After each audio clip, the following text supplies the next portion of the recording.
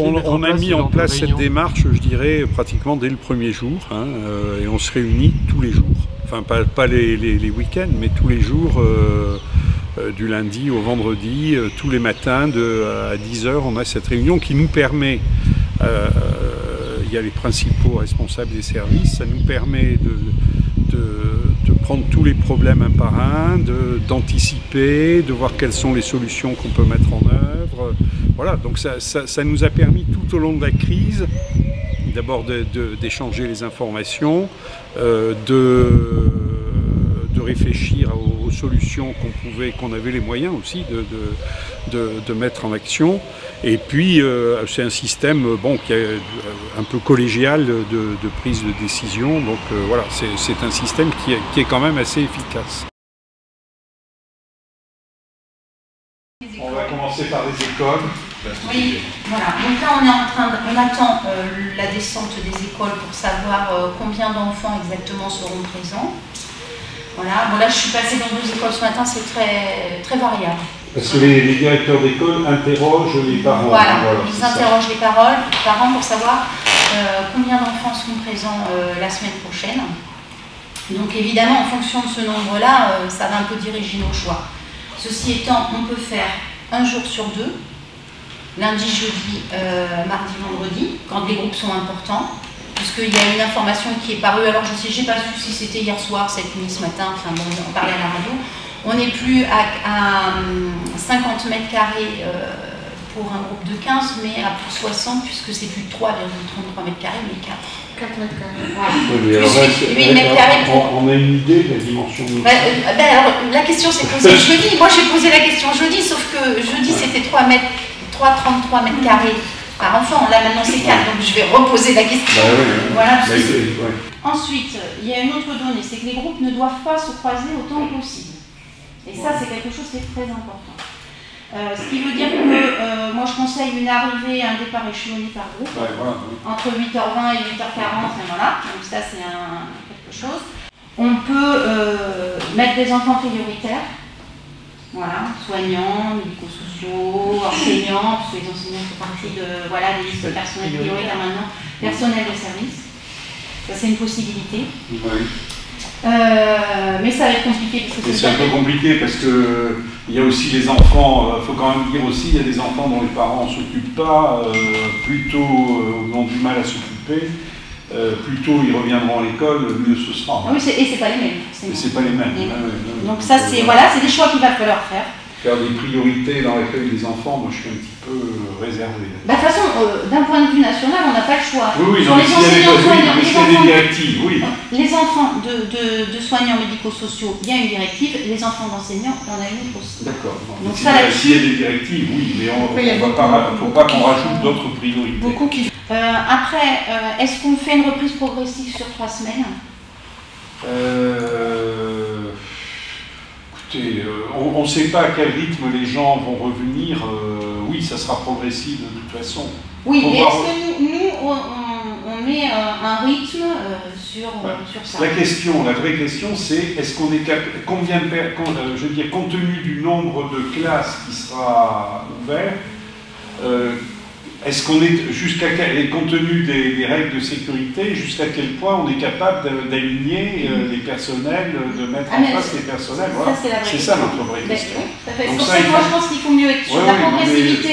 D'accord. Que nous on impose au départ pour voir ce que ça donne et voir le rythme qu'on peut prendre, plutôt que d'ouvrir toutes les vannes en même temps et de se dire oh là là on gère plus rien. Non, mais on est d'accord, mais ça dépend aussi du nombre de classes qui va réellement ouvrir. Est-ce qu'on s'en tient aux 3 classes qui avaient été initialement prévues? Déjà, on avait un peu de mal à répondre complètement. Pour moi, il faut partir de ça. Voilà, il faut partir de ça. Donc, ce qui est très important, c'est la réunion qu'on va avoir ces mercredis. Oui, mais il faut que nous, on soit d'accord avant sur... Non, mais on est d'accord. Il faut qu'on soit d'accord. Oui, on est d'accord. Voilà. Bien, alors concernant les écoles, ça a été le premier point de la réunion de ce matin. L'État a envoyé un protocole de 68 pages à l'ensemble des collectivités. Ça reste quand même une certaine... c'est assez difficile, on le voit, à mettre en œuvre. Comment la décision a été prise ici à Bergerac, puisque certains maires ont décidé, eux, de ne pas ouvrir le 11. Comment la décision se prend, premièrement? Et comment ça va se passer Moi d'abord, je considère que l'enseignement, c'est une responsabilité de l'État. Premièrement, à partir du moment où l'État dit on rouvre, je considère que les collectivités doivent suivre. Et puis en plus, personnellement, je pense qu'il y a un moment, on ne peut pas rester éternellement dans le confinement. Il y a un moment, il faut que la vie reprenne dans tous les secteurs. Parce que le confinement, à terme, c'est mortel et je dirais, ça aggrave à terme. Il y a des gens qui vont se trouver dans des situations dramatiques. Bon. Donc dans la mesure où la situation s'est améliorée, dans la mesure aussi où on est dans une région qui est assez épargnée, je crois qu'il est raisonnable d'essayer de reprendre une vie aussi normale que possible, le plus tôt possible. Bon, après, c'est normal que ça se fasse aussi avec des contraintes et des exigences en matière de sécurité. Donc pour nous, le problème par rapport aux règles que fixe l'éducation nationale, c'est de voir au regard de ces règles, compte tenu des personnels dont on dispose, on a à peu près une centaine de personnes qui peuvent intervenir dans les écoles, qui interviennent dans les écoles. On peut rajouter, en ajoutant aussi des personnels qui sont moins sollicités dans les centres sociaux au service des sports. Mais je veux dire, le nombre de classes, le nombre d'élèves qu'on peut accueillir à partir de là est un peu fonction des exigences de sécurité qu'on va nous poser. Tant qu'on nous demandait la réouverture uniquement pour 3 classes par école, je dirais on avait les moyens sans trop de difficultés de répondre. Si c'est toutes les classes, et ça dépend du niveau de règles de sécurité qu'on va nous demander de respecter. Donc voilà, on a une réunion, on essaie d'envisager plusieurs hypothèses, et on a une réunion de travail là-dessus mercredi matin avec l'inspecteur de l'éducation nationale. Donc la semaine prochaine, toutes les écoles de Bergerac, je parle du 1er degré, si la date du 11 mai est maintenue, oui. Mais ça, après, c'est une décision nationale. C'est pas un peu contradictoire de dire que l'école est de la responsabilité de l'État, ce qui est tout à fait le cas, et en même temps d'entendre le gouvernement dire que les parents auront le choix de mettre leurs enfants à l'école. Moi, je comprends qu'on puisse... je pense que je comprends qu'on joue sur la base du volontariat et que parce que imposer, il y a des gens qui ont encore quand même très peur, il y a des gens dont les familles ont été touchées. Ici, dans notre région, on s'en rend pas tellement compte, mais il y a des régions où il y a des familles qui ont été extrêmement éprouvées. On comprend qu'on essaie de jouer. Moi, je comprends qu'on aille sur la base du volontariat au départ. Par contre, sur le fait qu'il faille ouvrir, pour moi, il n'y a pas de... Je pense qu'il le faut. Et le risque juridique de pénalisation d'éventuelles poursuites? Écoutez, si les gens ne veulent pas rien assumer, personne ne les oblige à être maire, ils n'ont qu'à rentrer chez eux. D'accord. Moi, je suis un peu brutal, mais il y a un moment, ça va. On a une reconduction des tickets solidaires, donc je risque de repartir à Périgueux la semaine prochaine pour récupérer à nouveau 5 000 € de tickets solidaires. Donc ils sont valables jusqu'à la fin du mois de juin. Donc on les utilise bien. Au début on avait du mal, bon maintenant c'est bon, on a un rythme de croisière, ils trouvent leur public, donc c'est très bien. Les Restos du Cœur nous redemandent les sacs jaunes. Oui. Pour mettre les produits frais. D'accord. Donc est-ce qu'on peut... Non, ils en ont plus. On leur a déjà donné un carton, mais on peut. Oui. Ils demandent aussi est-ce qu'on leur laisse les barres d'un an. Oui. On peut, on n'a pas de manifestation. De toute façon, ils les rendent tous les soirs. Oui. On n'a pas de manifestation dans le média. Mais du coup, en cas de pluie, c'est quand même très utile. Il n'y aura pas de concours, le fonds de solidarité, l'appel à cotisation? Non, le fait que les gens puissent donner, verser de l'argent au CCAS, où on en est? Eh bien, on n'en est pas parce que la trésorerie ne suit moi, pas. Si c'est ça, je vais appeler le préfet. Si ça la trésorerie, en fait, ne suit pas. Disons que c'est compliqué. Ils nous ont trouvé des plateformes possibles. Oui. Maintenant, il faut qu'ils nous donnent l'autorisation d'activer notre régie. C'est très compliqué. Et ça, du coup, ce que j'ai compris, d'après ce que m'a dit... Moi, je vais appeler la préfecture là-dessus parce que j'en ai... Donc, on a eu la réunion sur la coordination de l'aide alimentaire jeudi dernier.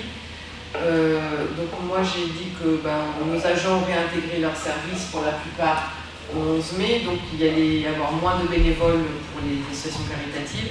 Donc ils se sont tous organisés pour intégrer cette donnée-là. Donc il n'y a pas trop de soucis par rapport à ça. Voilà. Et les masques, on leur en distribue, c'est à l'accueil de jour qu'on les distribue. Demain matin à 11h. Est-ce que tu as des chiffres pour Bergerac ou Bergeracois concernant la diffusion du virus ou pas? Je ne sais plus, on a très peu, les chiffres c'est à l'échelle de la Dordogne qu'on les a eus. Et je sais quand il y a eu des personnes, il y a quelques personnes que je pense, il y a un certain nombre de personnes qui effectivement ont été examinées ici à Bergerac. Certaines on les a envoyées en confinement, on a eu quelques, mais c'est vraiment un nombre de personnes limité.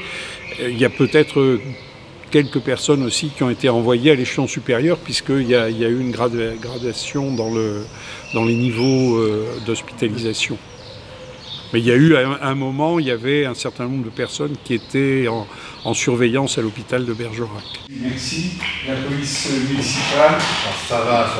Tout se passe pas trop mal. On constate que quand il fait beau, les gens s'auto-déconfinent plus que de raison. On les retrouve sur tous les verres, pour un endroit, donc il y a un manque de respect là-dessus. On n'a pas les effectifs forcément nécessaires pour être à chaque fois derrière chaque personne parce qu'il faut assurer le quotidien. Mais à part ça, on n'a pas de débordement particulier niveau sécurité, ça se passe bien. Donc l'idée c'est de créer des points boutiques avec deux dans la rue de la Résistance, on était parti un peu sur cette idée, peut-être un aussi en face des nouvelles galeries, et voir est-ce qu'on en met d'autres. On avait envisagé place du marché couvert, et rue de la Résistance, et rue Sainte-Catherine. Vous avez une je pense qu'il faut falloir qu'on essaye, même si c'est une des places, peu importe, mais qu'on en mette un peu dans l'ensemble du secteur centre-ville. Et vous en verriez combien? Alors moi j'ai mis par exemple pour pouvoir mettre place des Déconnus, une ou deux, parce qu'il y a la librairie Montagne, vous avez le bureau là, vous avez quand même des commerçants là qui pourraient faire du drive, du point boutique. Rue de la Résistance, effectivement, donc voir combien. Rue de la Résistance, rue Sainte-Catherine, il faut mettre un espace. Secteur Gambetta peut-être aussi.